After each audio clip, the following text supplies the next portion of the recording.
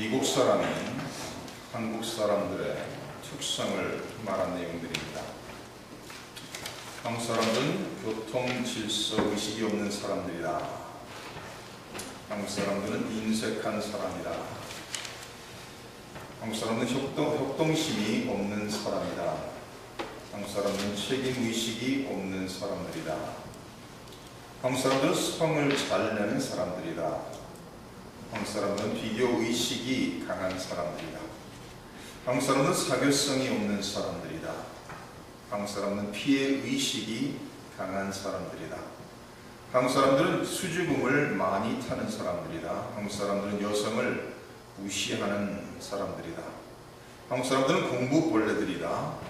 한국 사람들은 잘난 체 하는 사람들이다. 한국 사람들은 어른 공경할 줄 아는 사람들이다. 한국 사람들은 깨끗한 사람이다. 한 15가지를 말했는데 좋은 것들 몇 가지가 있어요. 그런데 많은 부분들이 별로 좋지 않은, 미국 사람이 보았을 때 한국 사람에 대해서 이미지가 별로 안 좋은 모습으로 비춰지는 것을 볼 수가 있습니다. 일본 사람이 맞아 죽을 각오로 한국을 비판한 일본인, 염치 없는 사람들이다. 무법천지 대한민국이다. 전과자가 떵떵거리는 나라다. 내 앞에 앞서가는 꼴을 절대 못 보는 민족이다. 입으로만 찾는 의리를 말하는 사람들이다. 망나니를 키우는 가정교육이다. 질서가 없는 나라다. 폭탄주 마시는 나라다. 교회는 교통법규부터 지키시오 라고 말하고 있습니다. 이 사람이 나는 한국의 교회가 구원과 복음을 전하기에 앞서 교통법규를 지키고 공중도덕을 지키라고 호소해야 한다고 생각합니다. 그래서 그렇게 해서 교회에 다니는 사람들이 앞장서서 질서를 지키면 머지않아 한국은 하나님의 역사와도 같은 놀라운 변화를 경험하게 될 것입니다. 이 한국 사람들을 바라보는 미국인이든지 일본이든지 이렇게 별로 긍정적인 면이 없는 것을 알 수가 있습니다. 또 안타까운 현실은 예수님을 믿는 한국인들, 예수님을 믿는다 할지라도 큰 차이가 없는 모습을 볼 수가 있습니다. 오늘 저희가 이제 사도 바울의 이제 예루살렘에 도착해서 사도 바울이 잡혔습니다. 그리고 이제 이 나머지 사도행전 28장까지는 잡힌 포로로서 인생을 살아가는 것을 우리가 알 수가 있습니다. 사도 바울이 잡히고 이제 나머지 사도행전 22장에서 26장까지의 내용은 5번에 걸쳐서 변호하는 내용들을 기록하고 있습니다. 오늘 22장에 나타난 그 현장, 예루살렘 현장에서 있었던 유대인 군중들 앞에서 변호하는 내용이 22장에 기록되어 있고, 23장에 가서는 산헤드린 공회 앞에서 변호하는 사도 바울을 기록하고 있습니다. 그리고 24장에 가서는 당시 총독이었던 벨리스 앞에서 변호하는 내용을 기록합니다. 25장에 가서는 총독 벨리스의 후임으로 온 베스도 앞에서 변호하며 증거하는 내용을 기록합니다. 26장에 가서는 당시 유대인의 왕으로 있던 아그리파 2세 앞에서 변호하는 내용을 기록하고 있습니다. 우리가 이 말씀을 22장의 내용을 보면서 기억해야 되는 것은 사도 바울은 하나님의 말씀을 증거하거나 자신을 변호하거나 이럴 때 항상 회중이 누군가를 올바로 파악하고 말씀을 선포하는 것을 알 수가 있습니다. 22장에 이렇게 말합니다. 부형들아, 내가 지금 여러분 앞에서 변명하는 말을 들으라. 지금 자기를 잡아 성 밖으로 끌고 나가 때려 죽이려 했던 그 회중을, 그 무리들을 바라보면서 뭐라고 말하는가 하면 부형들아, 형제들아, 아버지들이여 하면서 자기의 말을 시작하고 있다는 거예요. 사도 바울은 지금 많이 얻어맞고 어쩌면 피투성이가 된 그런 상황 속에서 이 말씀을 증거하는데, 자기를 때리고 자기를 죽이려 했던 사람을 향해서 말씀을 증거하는데, 그들을 향해서 형제들이요 부형들이요 이러면서 말을 시작하고 있습니다.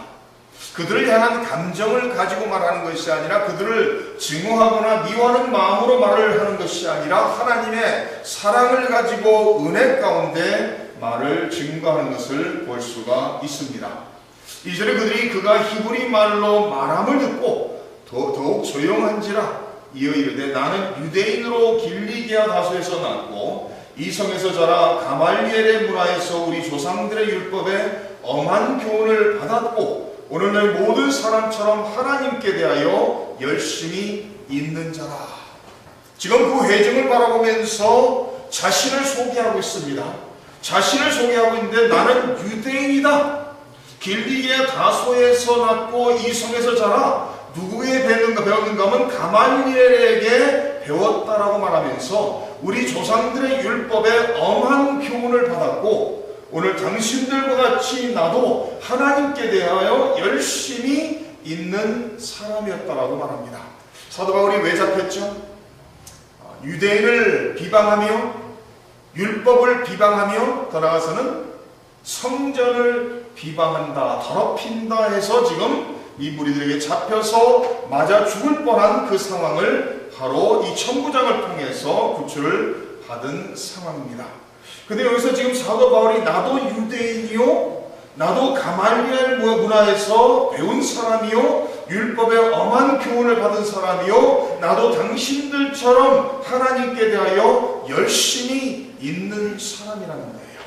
지금 그들이 거짓 고소한 내용은 유대인을 비방하고 율법을 비방하고 성전을 비방하고 더럽히는 사람이라 했는데 아니라는 거예요. 나도 유대인이고 가말리엘에게 배운 사람이고 나도 하나님을 향한 열심히 있는 사람이고 나도 율법에 엄한 교훈을 받아 율법을 잘 알고 지키는 사람이라고 말하고 있습니다.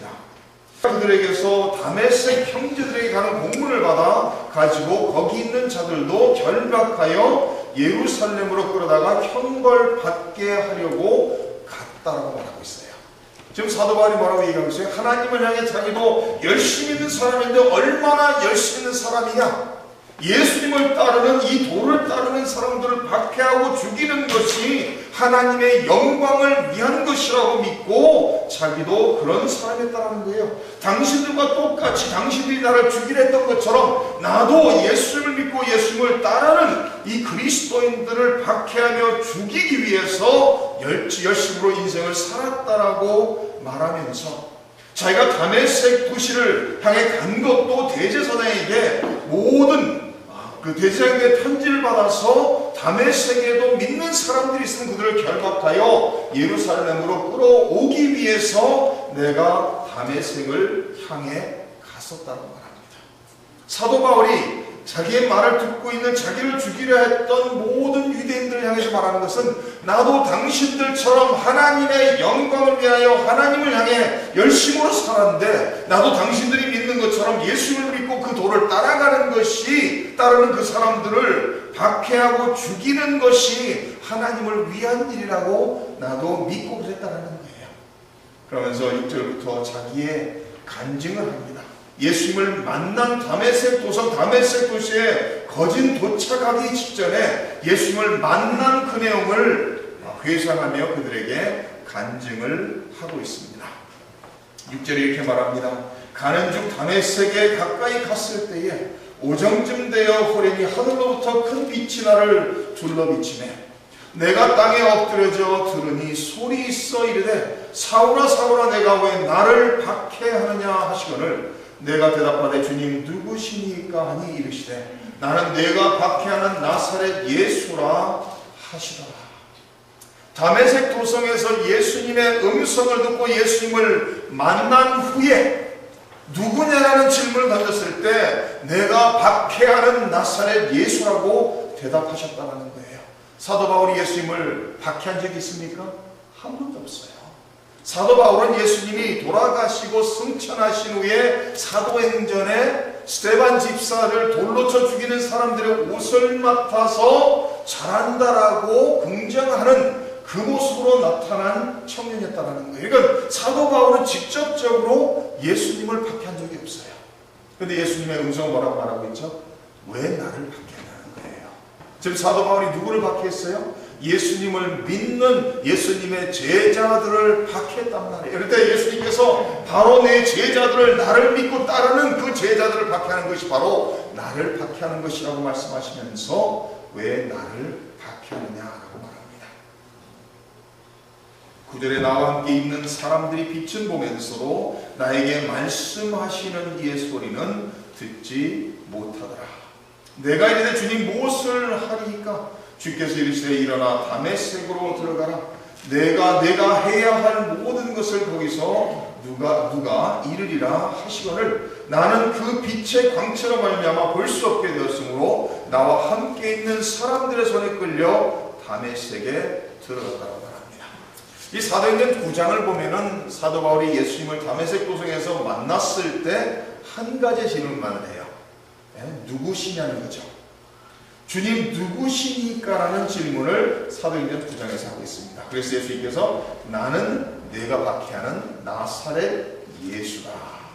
그래서 두 번째 질문이 22장에서 간증을 하면서 이런 두 번째 질문이 나타나고 있죠.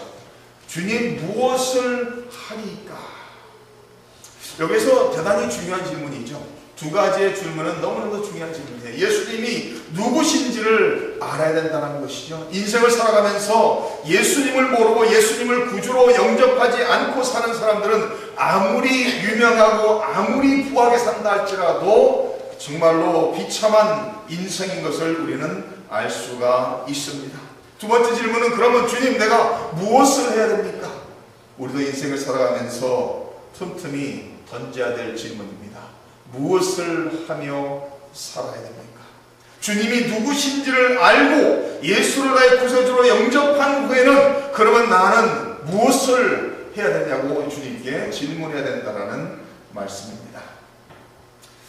미국에서 가장 많이 팔린 책 중에 한 권이 In His Steps라는 책이죠. 찰스 셸던이라는 사람이 쓴 책이죠. 그래서 이 브레이슬릿에서 WWJD라는 이니셜 보신 적 있을 거예요. What would Jesus do? 예수라면 어떻게 하실까라는 질문을 던지며 그 질문에 자문자답하면서 삶을 예수님이 이렇게 하셨을 것이라고 믿는 대로 삶을 살아가는 사람들에 대한 내용을 적은 책의 내용입니다. 우리 인생을 살아가면서 항상 주님에게 물어봐야 돼요. 어떤 길이 하나님의 영광을 위한 길이고 어떻게 살아야지 하나님이 기뻐하시는 삶인가를 틈틈이 물어가면서 하나님께 질문을 하면서 하나님의 인도하심 속에 말씀을 통해 주시는 응답을 가지고 우리는 인생을 살아야 된다는 사실입니다.